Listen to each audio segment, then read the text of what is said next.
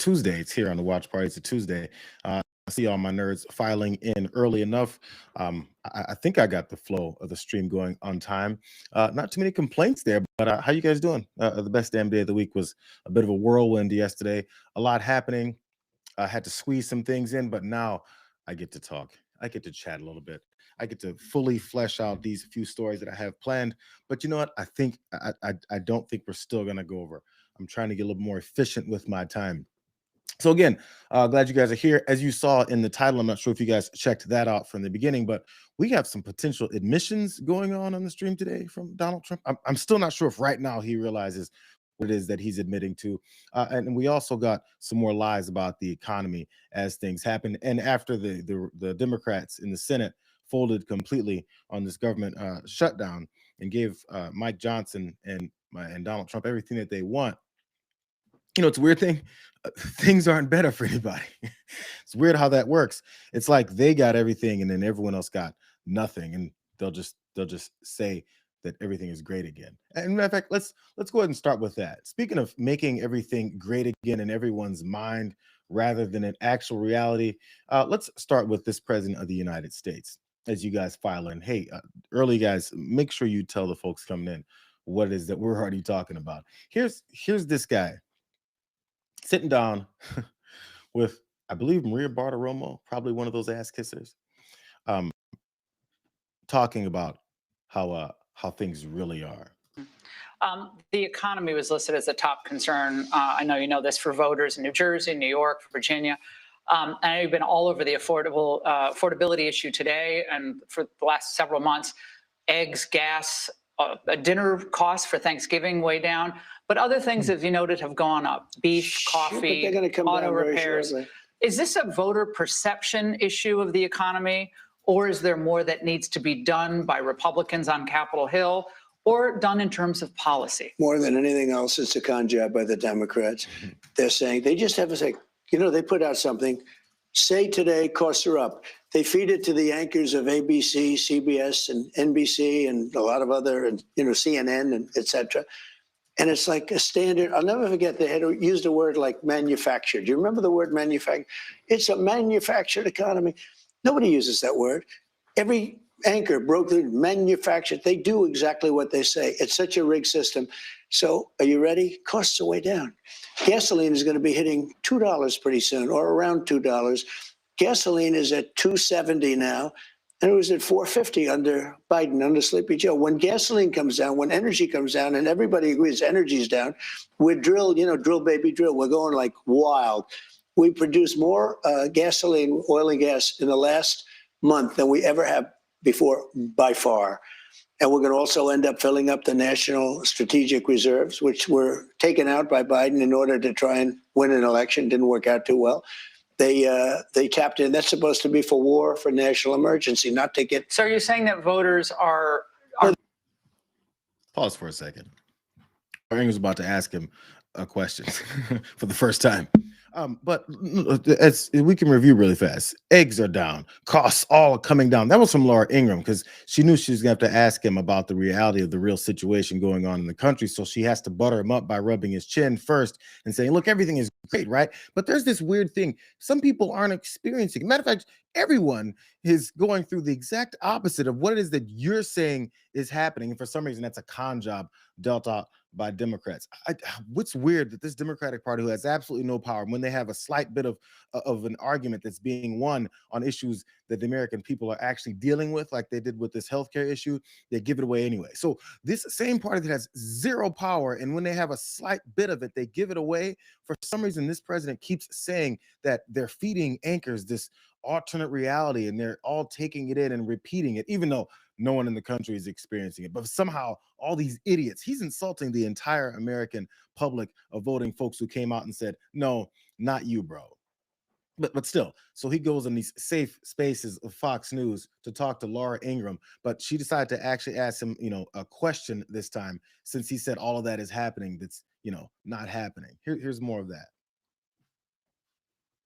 For national emergency, not to get. So are you saying that voters are are they're being fed a con misperceiving job. how they feel, or So when I took over, you remember? because you said Biden did that too, because he was saying Biden things were great, but let's things say weren't great. it's synonymous, Biden and Kamala, you know, because you didn't know who the hell was campaigning. I mean, it got to a point. So I was up by 20 points on Biden or some crazy number. And they said, all right, let's get him out. We'll put a new one. This never happened to anybody. All of a sudden, they have somebody new. And they had the 6-week honeymoon, you know, which was standard in the world of politics. You get a little honeymoon. And she had her little honeymoon, but then eventually people got to know her too. And then they had the 60 Minutes catastrophe where they, you know, changed her answer. Housing costs are. Did he answer the question? Did he answer the question about whether or not people who are experiencing the exact opposite of what he said that they're experiencing? Did he answer that question? Or did he start talking about some drill, baby drill, Kamala, and then they ran an election and then 60 minutes? What does any of that have to do with the question about how people are experiencing their actual lives versus what is it you're saying they're doing? It's maddening. And it's also the reasons why I'm going to bring it up every time now. As these Democrats folded to this guy, the guy who just said, everyone, your gas prices are coming down. When everyone knows that's not the case, when people are stressed out over the amount that they're paying at the grocery store or everything.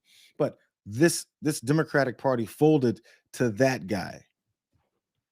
Hey, here's one of his economic advisors. I mean, he might know more, right? Here, listen to what he says. I'm sure you know the consumer price index showed grocery prices are up nearly 3% in September from a year ago. Let's go Do you through the dispute facts. that? Well, let's go through the facts, right? So inflation went up about 5% under President Biden.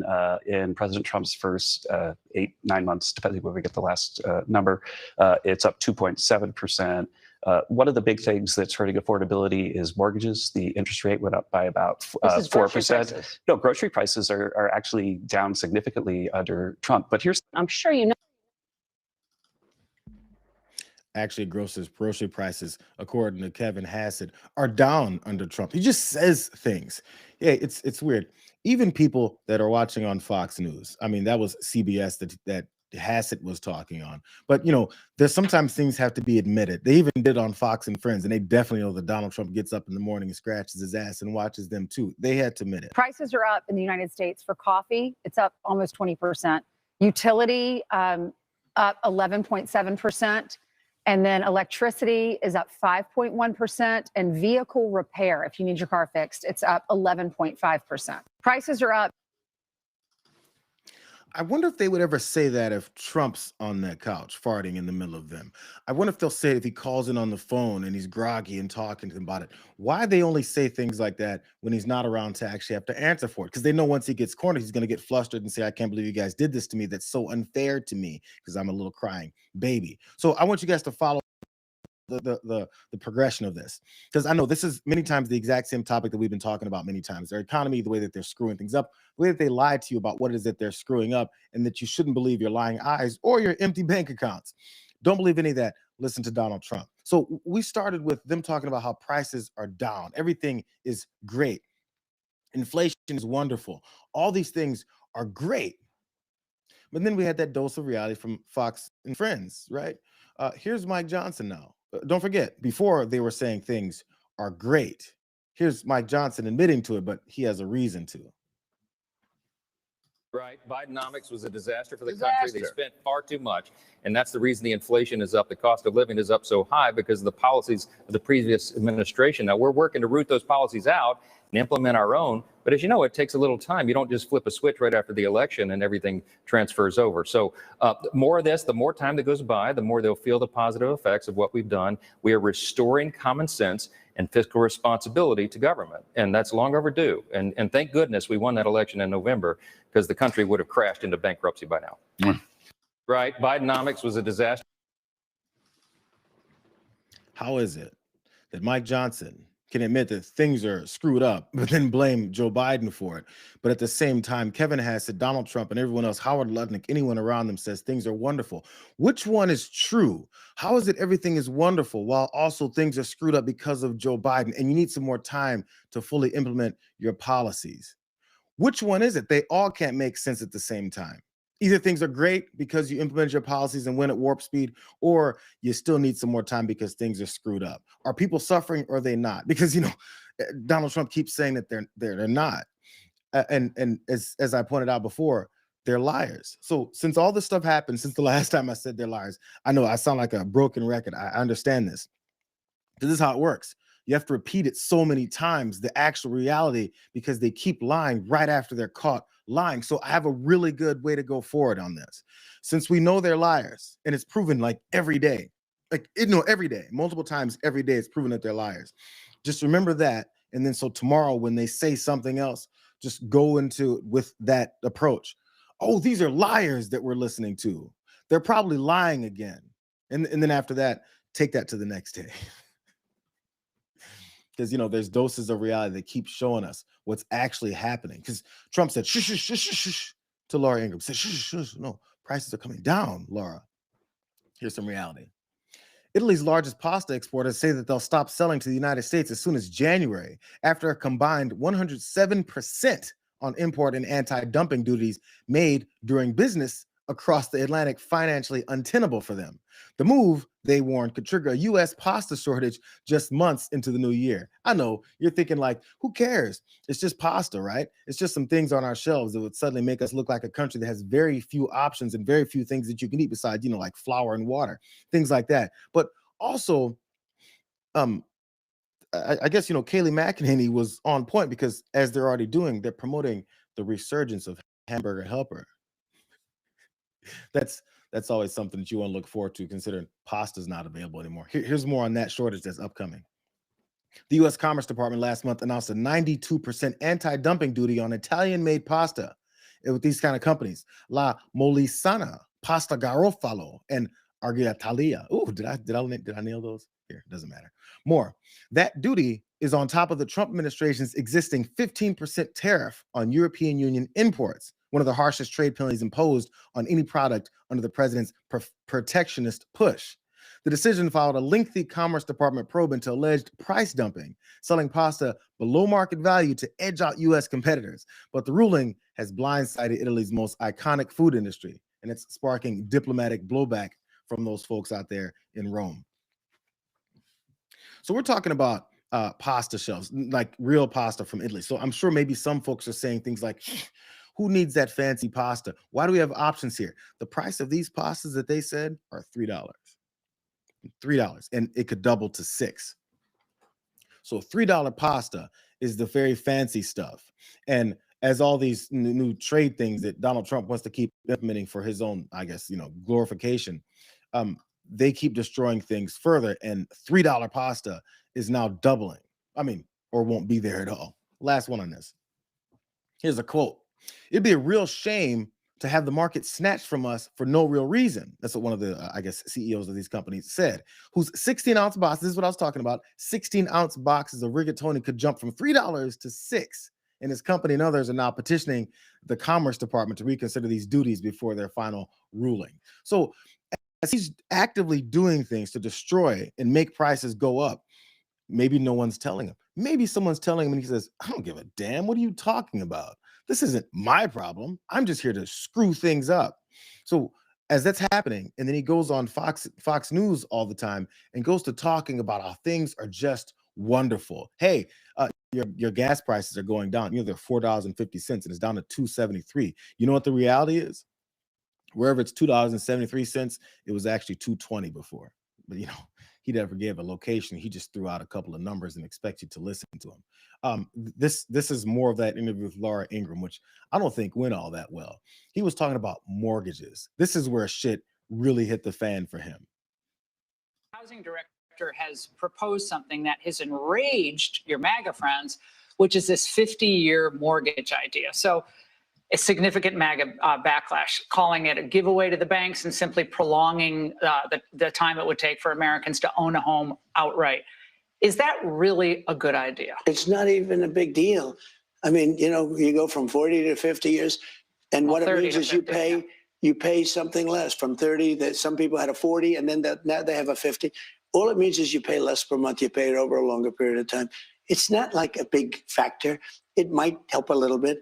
But the problem was that Biden did this. He increased the interest rates, and I have a lousy Fed person who's going to be gone in a few months. Housing director. This is the guy that Democrats just folded to.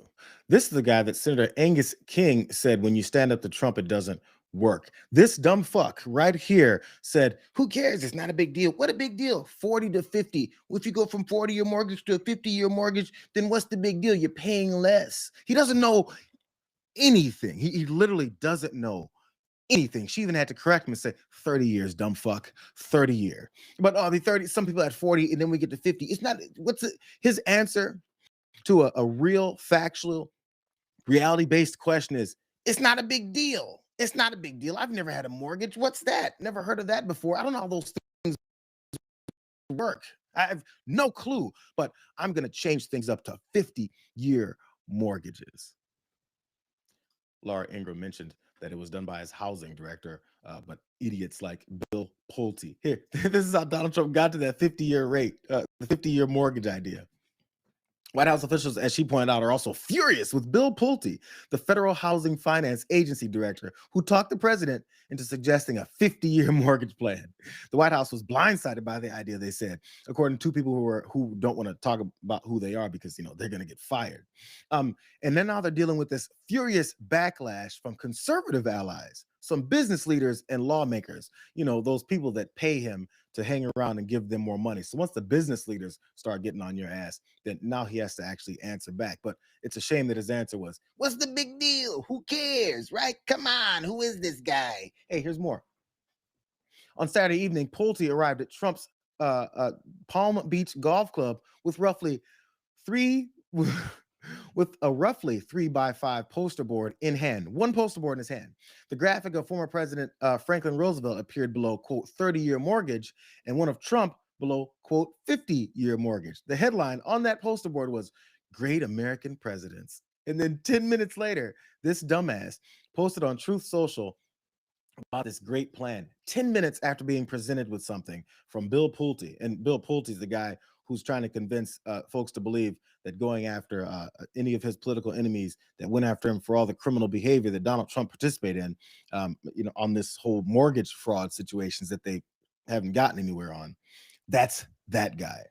So Trump's listening to him. Hey, here's that graphic. Trump right after this posted it.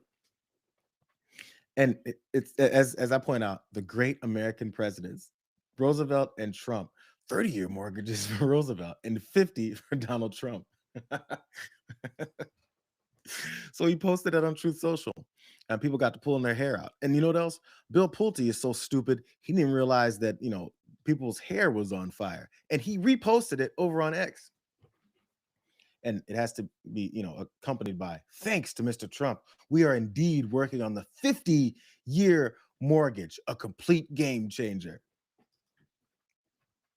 We got proposals of 50-year mortgages, celebrations from Kayleigh McEnany about the resurgence of hamburger helper.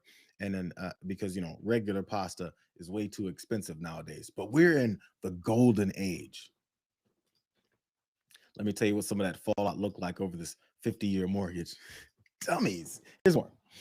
Almost immediately, aides were fielding angry phone calls from those who thought the idea, which would endorse a 50-year payback period for a mortgage, was both bad politics and bad policy. A move that could raise housing costs in the long run, is what a person said. I mean, which is what anybody would say. He just sold POTUS a bill of goods that wasn't necessarily accurate, is what that person said. He said FDR did it. You can do it. It's going to be a big thing. But he didn't tell him about all the unintended consequences. Are these guys dealing with a toddler? Are these guys dealing with a 5-year-old who's playing president at home and he has his suit on and he's walking around, he's going, I'm going to bring up 50-year mortgage plans. And then they have to say, I mean, you shouldn't have told little Johnny to talk about 50-year mortgage plans. No one vetted this information before Johnny would run to Truth Social and announce it as one of the main planks of how he's going to rescue the economy that he's fucking up. Isn't it weird? We're literally listening to people be quoted and not hide it, that they're saying someone got to President Trump and spoke to him without us getting the opportunity to make sure he wouldn't do and say something stupid. And we're just supposed to accept that. We're supposed to accept that the President of the United States, at 81, 3 or 4, 5 years old that he is, doesn't know anything. And because he doesn't know anything, let's blame the people that went to him with a poster board with his face on it saying great American presidents, and they convinced him that a 50-year mortgage plan is something he can sell to people. And then his dumbass went on TV and tried to sell it further. Here's the last quote from this article. The thing that became clear from this latest episode, if it wasn't already clear, is that Bill Pulte doesn't know the first fucking thing about how the mortgage markets operate. That's what one of these two people said. After publicly humiliating the president with his moronic 50-year mortgage plan, it's safe to assume that his days are numbered. I remember this party used to talk about personal responsibility. They used to, talk about education, how smart people need to be, and America's the greatest people on earth. But they said that Bill Pulte publicly humiliated Donald Trump with his moronic 50-year mortgage plan. Not this moronic president humiliated himself by running to Truth Social and posting about a 50-year mortgage plan. The same guy who said he wrote The Art of the Deal. The same guy who says, I'm in real estate. Nobody knows more than me about real estate. Nobody knows more than me about building. Nobody knows more than me about anything. But everyone has to listen and respect that drivel. But then when he gets fooled with a poster board, suddenly it's someone else's fault for making him look like a moron.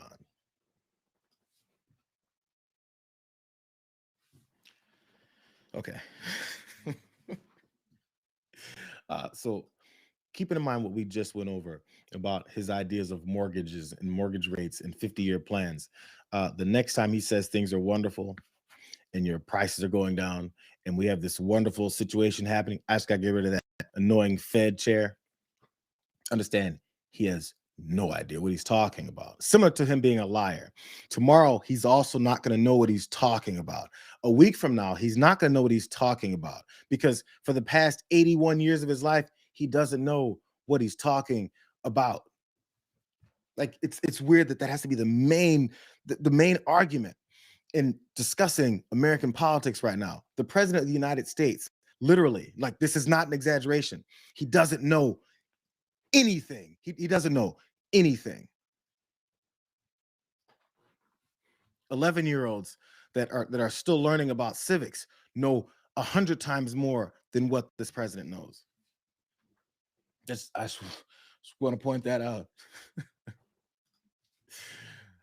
Hey, some of you guys may have just shown up. We're going to go to this second story, but I want to make sure you guys understand. I would love it if you guys liked the stream. Make sure you come back for these videos that'll be up later on that same this same page here, and also share it. Let people know what's happening. I'm curious what you guys are thinking about that. Am I losing my mind? That is one of the most frustrating things to have to listen to. Oh, Naomi May PB says he's 79. I'm sorry. He's only 79 years old.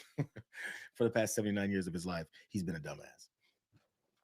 Let's move on to this next story because, he surrounds himself. This president of the United States surrounds himself with people that kiss his ass, and no matter what is that's happening, no matter how bad things are looking, they have to make sure they say how wonderful he is and how he wins on everything. Hey, here's a really good person to do that. His name is Howard Nutlick. Hey, here he is. In all seriousness, this case matters, I believe, for more than any other reason, not only economically, national security. How do you think it went today? Oh, this is the Super Bowl. This was the Super Bowl of trade, right? Trade, and this was it. The only thing missing was walk-on and walk-off music and a halftime show. I mean, this was it. And there were fireworks all the time. But think of some of these questions, like Justice Kavanaugh says, imagine a meeting in the Oval Office with the president where, and this was his cross-examination of their lawyer, and he says, you've said he could embargo, he could cut off trade with any country. And their lawyer said, I agree. He goes, imagine telling the president in the Oval Office, sir, you can blow up trade with this country. And he goes, that seems too much. Can I put a tariff on him and do a little less? And they say, no, sir, you can't. And Justice Kavanaugh says, that seems like a very odd donut to me. I mean, how could you let that happen? It just didn't make sense. The justices were on the president's side. You're hearing it here from me. President Trump is going to win this case. In all seriousness, Howard Lutnick wrapped up his used car salesman line and said, you've heard it here first. Maybe it's more like, a game show host. We'll be right back after these messages. You heard it here first. I guarantee it. Donald Trump's going to win this case. This case being probably very important to him. We're going to find out why in a second. Obviously, this case here in front of the Supreme Court, if you guys have not heard about Trump's tariff power, the tariff power that he's wielding over everybody, with this assumption he can do whatever the hell that he wants, which he has been doing because Congress is being led by Republicans that are like, hey, Donald Trump, you can do whatever it is that you want. The problem with Donald Trump saying he can do whatever it is that he wants, but then getting in front of any kind of judges or court, is he loses all the time. His attorneys stand in front of judges and get laughed at. They get told, you're wasting my time. This is Oregon Attorney General, and he's the one who's a part of going against Donald Trump on this tariff case. And watch how he points out what it is that Donald Trump's people in court, in front of the Supreme Court, were arguing to continue to keep his stranglehold of power on tariffs. My name is Dan Rayfield, Attorney General for the state of Oregon. We're proud to bring this case today.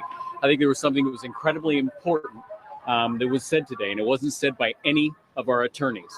It was said by President Donald Trump's Solicitor General when he looked Justice Roberts squarely in the eyes and said, the American people, not foreign countries, but the American people are going to pay 30 to 80% of these tariffs, and then had the gall to look all of those justices again in the eye and say that these are not taxes on the American people. And they're doing it by abusing an emergency power. And I think that was the conversation that we heard today. My name is Dan Rayfield, Attorney General for the...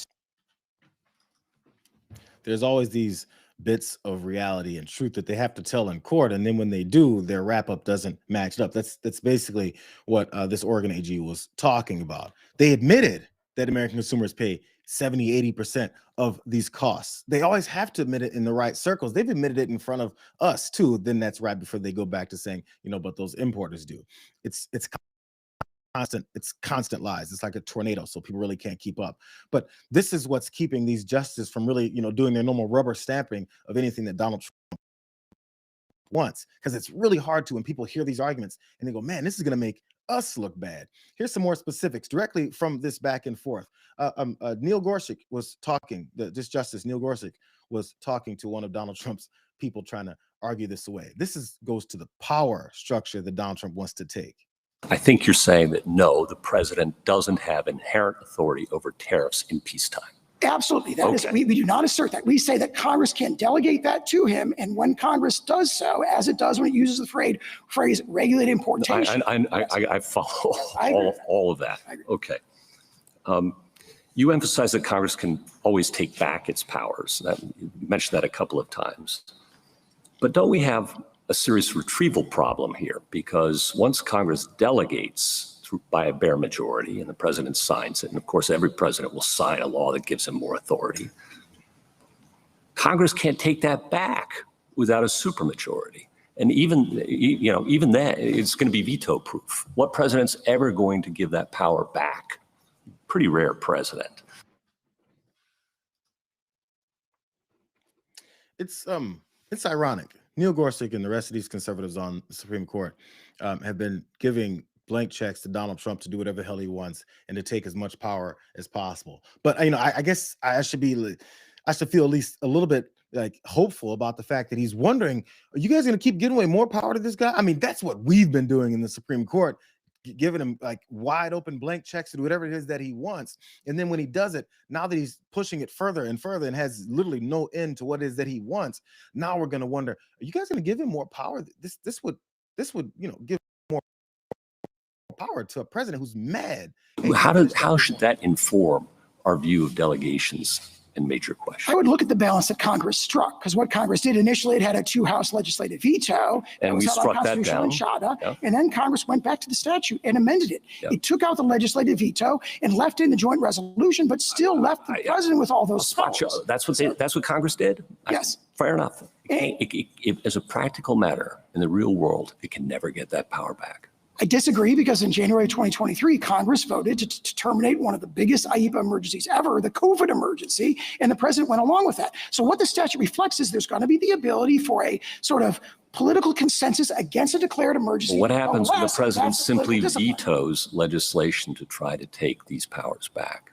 Well, he has the authority to veto legislation to terminate a national emergency, for example. I mean, he retains the powers in the background because IEPA is still on the books. But if he declares an emergency and Congress doesn't like it and passes a joint resolution, yes, he can absolutely veto that. Yeah, so Congress, as a practical matter, can't get this power back once it's handed it over to the president. It's a one-way ratchet toward the gradual but continual accretion of power in the executive branch and away from the people's elected representatives.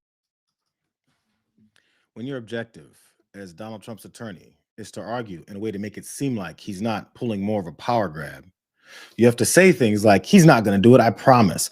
Regardless of what is that it looks like, regardless of what is that the rules would allow him to continue to do if you give him this power, trust me, is always the answer. He won't do it. Promise. Those promises have been broken 100 times. That's probably why you just don't give people unprecedented power in the executive branch, which of course was outlined in their whole plan to do this in the first place. You don't go in front of the Supreme Court and say, yeah, his plan is to continue to take more power. He just does it after saying that he won't, because, pinky swear and promise and all that stuff. It wasn't just Neil Gorsuch, though. There's a couple more of those conservative justices who are trying to figure out how they got themselves in a situation. They're probably not thinking that, but they're understanding how bad they look. The vehicle is imposition of taxes on Americans, and that has always been the core power of Congress. If a tariff is imposed on automobiles, who pays them? Can you point to any other place in the code or any other time in history where that phrase, together regulate importation, has been used to confer tariff imposing authority? Congress, as a practical matter, can't get this power back once it's handed it over to the president. It's a one-way ratchet toward the gradual but continual accretion of power in the executive branch and away from the people's elected representatives. It seems like he's not doing all that well in this. It's, if this many guys are talking about how it's not looking too good for him, and then, Howard Lutnick is the only one who's saying, believe me, guarantee, just give me $1,000 and I guarantee you that things will go great for Donald Trump. He's going to win this case. If you look what Donald Trump posted, you might not think it's going so well for him. This is what he said. The U.S. Supreme Court was given the wrong numbers. The unwind in the event of a negative decision on tariffs would be including investments made to be made in return of funds in excess of $3 trillion. It would not be possible to ever make up for that kind of a drubbing. That would truly become an insurmountable national security event and devastating to the future of our country, possibly non-sustainable. Donald Trump just, I believe, accidentally admitted that we can't take this. I've got all this money that I said I'm taking in. I've got investments of $22 trillion. Remember how the number keeps jumping? 8 trillion to 10 to 17 to 21 to 25 to 100 gazillion. All this money that he says he's bringing in, all the money that's being paid by all of these folks who are importing goods into the United States, which none of that is happening. So as this is another problem with listening to people long enough rather than just stopping them, because as we argue over reality, they're doing things that are screwing things up.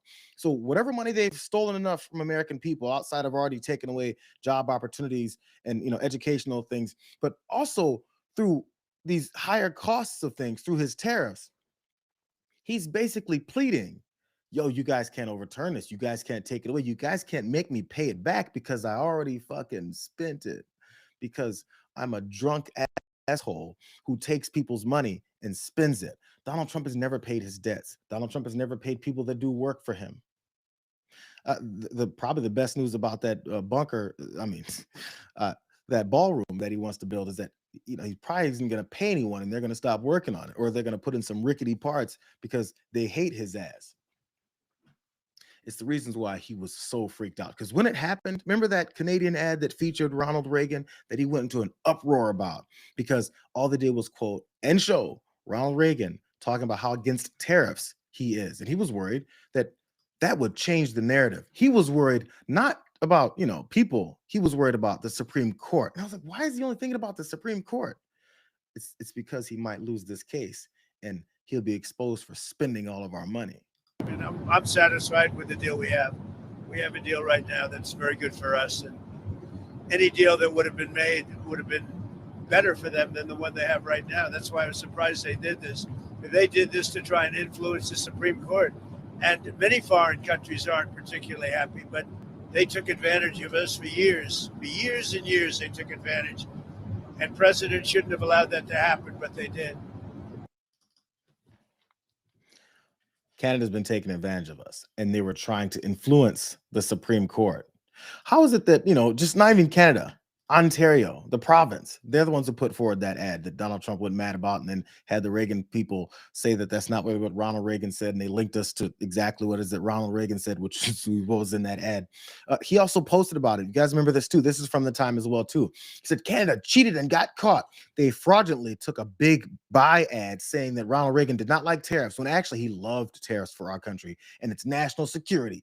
Canada is trying to illegally influence the United States Supreme Court in one of the most important rulings in the history of our country.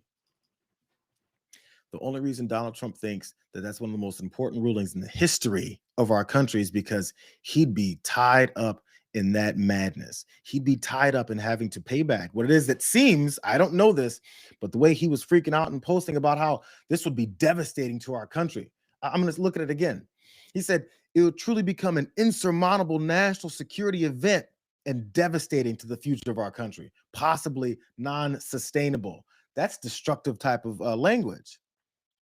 If you're taking in all this money, if you got $27 trillion coming in, why would that be so destructive for you to pay back to these businesses that had to pay extra tariffs for these negotiating deals? I'm sorry, these demands that you made from other countries to send all that over. This is how it would go down. Because I was wondering, I said, is this really how it would happen? Here's details of how that payback would go down. Justice Amy Coney Barrett said repaying the billions of dollars in tariffs the U.S. has collected since they took effect earlier this year would be messy. She used the term messy. Neil Katyal, the lawyer representing a group of small businesses challenging these tariffs, conceded that repaying the duties would be a very complicated thing. That's not the destructive part, though. That's just it'd be messy and it'd be complicated. Donald Trump would be trying to delay it and actually completely ignore court rulings like he always does. Here's some details from some of the people who have companies that were affected. Rick Muscat, who's the CEO of Deer Stags, which is a third-generation family-run shoe company, told CNBC, "I beg to differ with the concern over the repaying tariffs as being a mess." He disagrees. On every customs entry, we detail specific line items that indicate the duty and tariff rates that we are paying, is what he said. On customs entry summaries, importers identify the specific product code, country of origin, and type of tariffs being paid. It should be pretty easy. All of it's already labeled. All of it's already been shown as the differences from this particular tariff that was 4% more to that particular tariff that was 10% more. And in Donald Trump's case, to that third specific tariff that's 107% more, because these are the kind of numbers he was throwing around. This is where the problem then lands for them. If it's all laid out there, it can easily be paid back, is what this one last CEO said. So Green Bar Distillery, a small business that bottles cocktails and liquors in LA, has paid more than $50,000 in additional tariffs, or 10% of the company's profits. That's under Trump's policies. In terms of getting the tariff money back, logistically, technically, and theoretically, it should be easy because they're all clearly marked in line item, as that last guy pointed out. Practically, though, I don't know, is what this owner says. This administration has been very creative in finding ways to do whatever they like doing with tariffs. In other words, it should be easy to pay back if you have it. It should be easy to pay back once we identify how much you owe me. But normally, when people who are unethical and don't have any money of their own, and then just ask you to hand them a couple dollars, like Donald Trump keeps doing, and then they spend it on ballrooms and who knows whatever else. What happens then is they don't have the money to pay you back when you're like, where's my motherfucking money?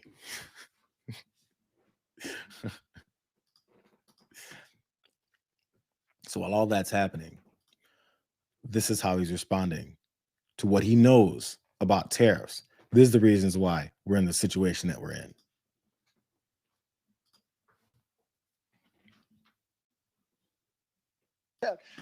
But it's so, President Xi was willing to do the rare earth thing, that's magnets. Now, nobody knows what a magnet is. If you don't have a magnet, you don't make a car. You don't make a computer. You don't make televisions and radios and all the other things. You don't make anything.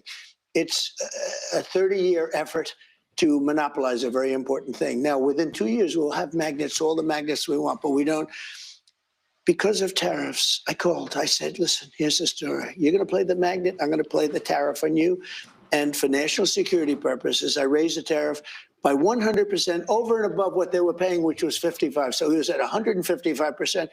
Within 10 minutes, I got a call. We'd like to meet. And we settled it out. And we made a wonderful deal, great deal for our country. But it's so. Number one, nobody knows about nobody knows what a magnet is, except for the guy who doesn't know the 30-year mortgage, about 30-year mortgages. Only he knows about magnets. Only he knows about tariffs. And let him tell the story, which he always does. Suddenly, President Xi was like, oh my God, now that you slapped another 110% tariff on me, now I'm going to come to the negotiating table and literally go back to where we were. I'm not even sure if he knows how he got nowhere with the Chinese leader. I feel like he keeps telling these stories of that summit meeting that they had, their trade agreement that resulted in nothing, except for the threat that she put forward to make Donald Trump go, here, I'll take away some of those things that I randomly put on, like on fentanyl, if you go ahead and take back that threat over magnets, which apparently only Donald Trump knows about.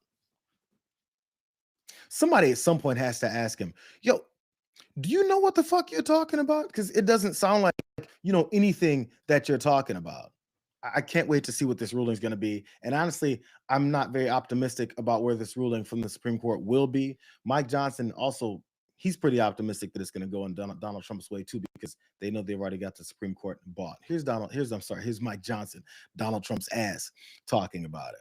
A number of the justices, including conservative ones, Justice Gorsuch and others, raising questions to the Trump administration about the tariffs, and specifically asked at one point whether there were any guardrails that would prevent Congress from, quote, just abdicating all responsibility to regulate foreign commerce, for that matter, declare war to the president, effectively asking whether the president has too much power and whether Congress is effectively abdicating its power in this context. Yes, look, I followed it as much as I could in a busy day yesterday. That was what I used to do. I was a constitutional law litigator. I had lots of those oral arguments. I would not read too much into the justices' questions. I mean, that's kind of part of the process. It's to be expected. The vigorous judicial review is what you expect at the Supreme Court, and so they ask probing questions, and it's almost never indicative of how they'll come out in the end. So Mike Johnson's not worried. Mike Johnson not confirmed that they're wondering about this power grab that Donald Trump wants to continue to have. A power grab that, as everyone except for, I guess, Mike Johnson knows, would also envelop more of congressional power that he's supposed to be a part of protecting and wielding themselves. Like, they have a job to do. Mike Johnson knows that his job is to kiss Donald Trump's ass. I'm cheering for the president that the executive will win on this. Now, I say that as a jealous guardian of the legislative branch of government, Article 1. There's a reason we're listed first in the Constitution. This is supposed to be the place of greatest importance. We're the ones that are supposed to make the law and the policy. But we do give the executive traditionally a lot of leeway, a lot of discretion over international trade. And we had a serious problem in this country for decades. As you all know, and you've discussed many times, we had a big trade disparity. The president stepped in. I think he's used that authority appropriately. He's obviously created a lot of leverage for our trade strategy internationally, and it's yielded great results. And so I'm watching that carefully because I'm the guardian of the Article 1 branch of government. But I think he's well within the lines, and I hope that a majority of the justices agree, because if they reverse all this, it would really be chaos in the markets and in the economy. It'd be a real problem for the country. Isn't it bad that if this decision gets reversed by the Supreme Court, it'd be very bad for the country. It'd be devastating to the markets and everything. It sounds like chaos. It sounds like a plan that it can be deemed illegal. And after it's deemed illegal, it's destructive. Isn't that a bad place to be? Isn't that something that you would criticize the guy who got you in that place for being? But instead, Mike Johnson is cheerleading for Donald Trump. He said it a couple times. I'm cheering. I'm rooting for him. I hope he wins. But I'm this jealous guardian of congressional power. Just because you say jealous guardian and you think that's some kind of artistic way of saying that you actually care about the powers that you keep giving away to Donald Trump, it doesn't make it reality. I'm a jealous guardian, but at the same time, I'm cheerleading the guy who wants to take the power away from this body. That's Mike Johnson's job. Donald Trump admitted that a long time ago. There was a Daily Beast article that said that Donald Trump said himself, he said, I'm both the president and the Speaker of the House because Mike Johnson is my mouthpiece. Last story, guys. I got 15 minutes. Damn. I think we can get it in, though. I'm working on my timeliness. We got one more thing happening. I'm not sure if you guys saw this as well, but as we saw Democrats fold to, Donald Trump and Mike Johnson, we've got one other thing happening with air traffic controllers. We still have issues. All those flights have also still been limited as we got holiday season rolling in. Here's Donald Trump talking with Laura Ingraham again about air traffic controllers. Out a Truth Social post earlier today where you blasted the air traffic controllers who had not shown up for work and offered potentially a bonus of $10,000 for those who have worked despite the shutdown. Are you worried that given the fact that we have a deficit of air traffic controllers still, I know we're trying to change that, that might be a difficult No, we don't position? have much of a deficit, and we have a lot of people want the job. What I was not happy when I saw all these people, we have to, look, life is not so easy for anybody. Our country's never done better. We should not have had people leaving their jobs. And what I basically did is say the ones that stayed, of which there were a lot of them, I'm sending them a $10,000 bonus. Where's that money coming from? I don't know. I'll get it from someplace. I always get the money from someplace regardless. It doesn't matter. I do a lot of bonuses for people because it's really something that it's like the American way when you think about it. So here's somebody that goes and shows up every single day. Some of them showed up early because they knew there was going to be a problem. Those people should be rewarded. Others, we can't make it. We can't. A lot of the people that showed up also had a second job. They took a second job temporarily, but they all know the money's coming, and the money was coming. So I want to reward the people that showed up without a lot of nonsense, without a lot of talk. They did their job, and in many cases, they worked longer hours to get us through this period. When can we? So Donald Trump attacked air traffic controllers, attacked the people that were struggling and trying to figure out how they're going to make ends meet as they weren't getting their paychecks. Attacked the people that had to take second jobs, which is also dangerous. We're going to get to a lot of that in a minute, and said, I'm going to give $10,000 to the patriots. Hey, you know what? Let's go to what is that he said, because Laura Ingraham only flashed his Truth Social post about how much he hates air traffic controllers because that's making him look bad. All air traffic controllers must get back to work now, is what he posted. Anyone who doesn't will be substantially docked. For those air traffic controllers who were great patriots and didn't take any time off for the Democrat shutdown hoax, I'll be recommended a bonus of $10,000 per person for distinguished service to our country. For those that did nothing but complain and took time off, even though everyone knew they'd be paid in full shortly into the future, I am not happy with you. I'm not happy with you. You didn't step up to help the USA against the fake Democrat attack that was only meant to hurt our country. You'll have a negative mark, at least in my mind, against your record. If you want to leave service in the near future, please do not hesitate to do so with no payment or severance of any kind. You'll be quickly replaced by true patriots who will do a better job on the brand new state-of-the-art equipment, the best in the world, that we are in the process of ordering. When's that coming, bro? The last administration wasted billions of dollars trying to fix antiquated junk.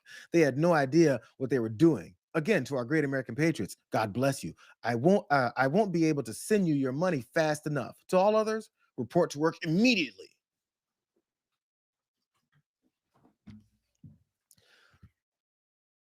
There's so much in that little dictator's post there that reveals so much about him. He has no idea how anything works. He's super disconnected from any regular Americans. He thinks people have $110,000 worth of savings. They're just waiting around from air traffic control pay, that they're like just being lazy. How dare you don't come in and work?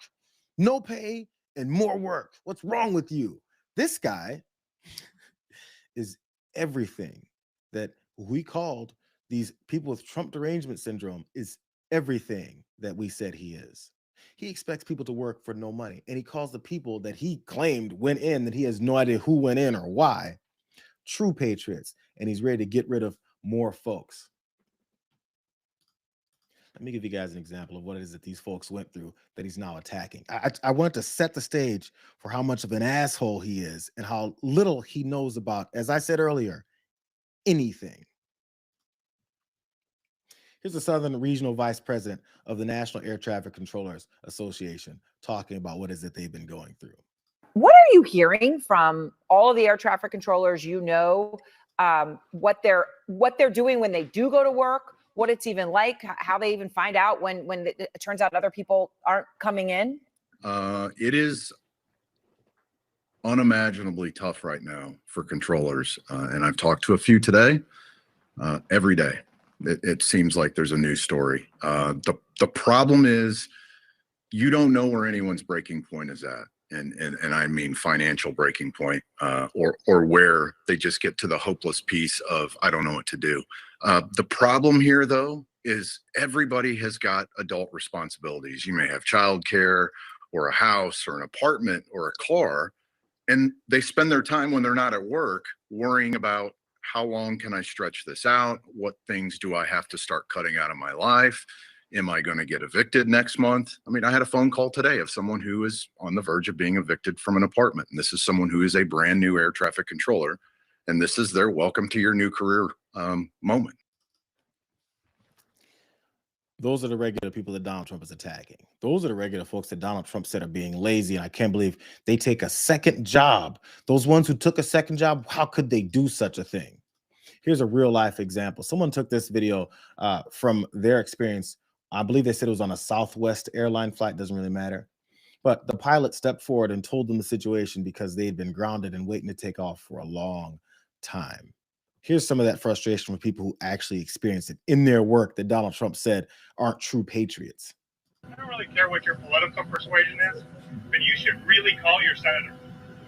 Because I'll tell you, this is costing the airlines millions of dollars.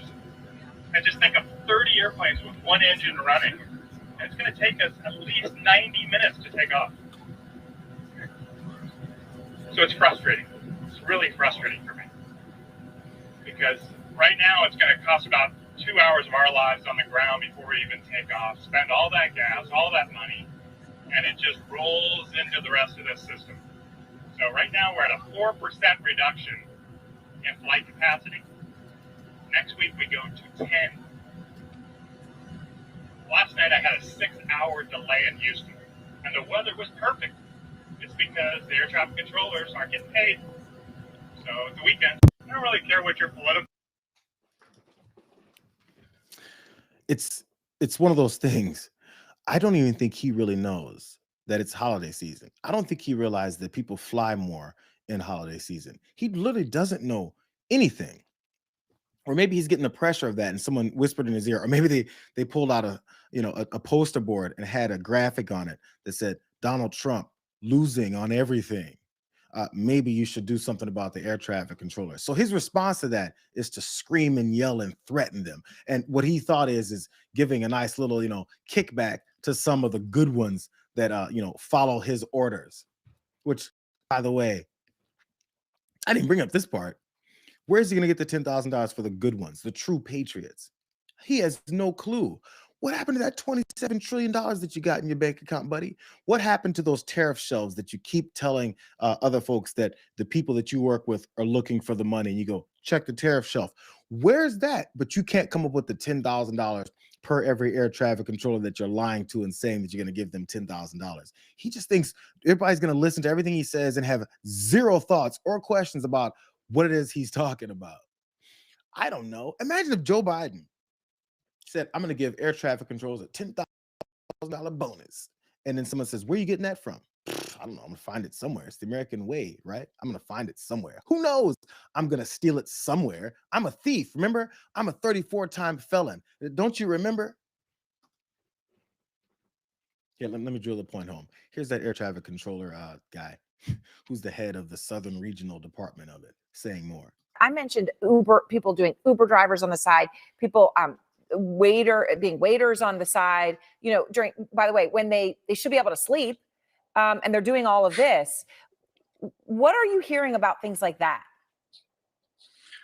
Everything you just said, I've heard, and I want to highlight the fact that you just hit the nail on the head.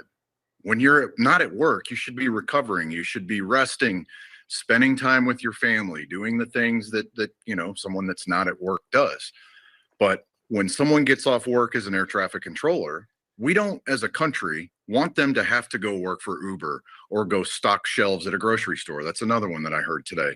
Or go wait tables and then turn around and get minimal sleep and go back to their main career, where we want them to show up well rested, on their A game, to do a job that is extraordinarily important, that requires a lot of focus. They're deferring their mortgages. They're trying to figure out, how long can I continue to pay for childcare, which allows me to come to work anyway, because you can't bring your child to work. Yeah. This is what they're dealing with on a daily basis, and it's disgusting. The president does not know about child care. He didn't take care of his children. The president of the United States does not know about having to sleep because, you have a stressful job, because he's never had one. The president of the United States doesn't know about how regular people deal with things like deferring their mortgages and having to deal with those issues, because the dumb fuck just announced a 50-year mortgage plan and said, what's the big deal? It's not like you're paying more.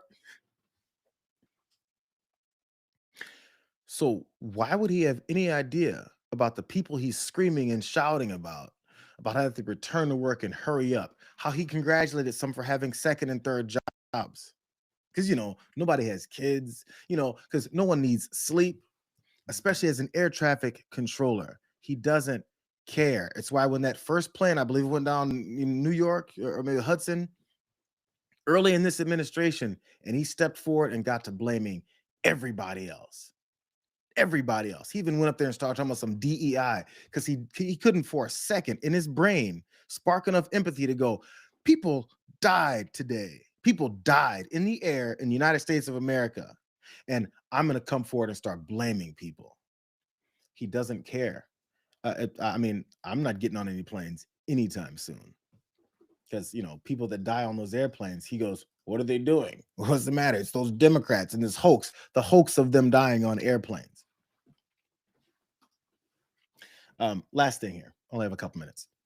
I came across Pete Buttigieg, who used to be in the same position as Sean Duffy, overseeing all these things. So he has direct and experienced insight on how these things all operate. Like I said, there were so many lies in that diatribe, or that post that Donald Trump put forward, where he's threatening air traffic controllers, and he talked about the old junk systems and everything in place. I didn't even know this. Pete Buttigieg talked about the lie that's involved in that as well, as far as the transfer over from old antiquated equipment that they were talking about to the new stuff. Here it comes. This video of the president attacking me from the Oval Office. We had a guy named Buttigieg. Edge, they say is the best way. Just say two edges, like off the edge of a cliff, which is where they were taking us, by the way. Edge was the Secretary of Transportation, and he spent billions of dollars trying to patch together our air traffic control system, which was a conglomeration of all different systems in all different cities. They had hundreds of companies working on it, and they were spending billions of dollars. And when they turned it on, it didn't work. It didn't even work a little bit. Now, other than mostly pronouncing my name right, everything he said was wrong. He told a story about what's going on with air traffic control, which was both false and confusing. He just made a bunch of shit up about air traffic control. This is a system that was in pretty rough shape by the time he lost in 2020 and we took it over. So we improved it. including launching a long-term communications fix that is still underway that he is now passing off as his idea. And thanks to our work, this year, he became the first president in decades to inherit an air traffic control workforce that was actually growing instead of shrinking. And now apparently they're under more stress and aren't getting the same type of pay for inflation like most other industries. And he's destroying that too. So he'll say that they're implementing all this new technology and new things happening. But as usual, anything that's positively happening that he was previously against, he takes credit for and says he's doing wonderful things. But he can't even finish taking credit for it because he'll destroy the whole situation before he gets to that point anyway. He just wants true patriots as air traffic controllers, you know, ones that don't sleep.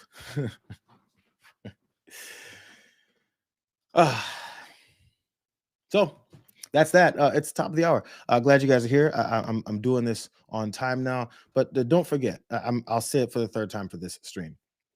We're talking about an administration full of fascists and liars. They're going to lie tomorrow too. When you hear him say something, trust me, it's a lie. And also when he posts about it, it's also a lie too. If you really want to know how much of a lie it is, look up what it is that he's talking about. Ask a couple questions behind how these things work, what it is that he's talking about, who it is that he said is responsible for it, and you'll find the lie.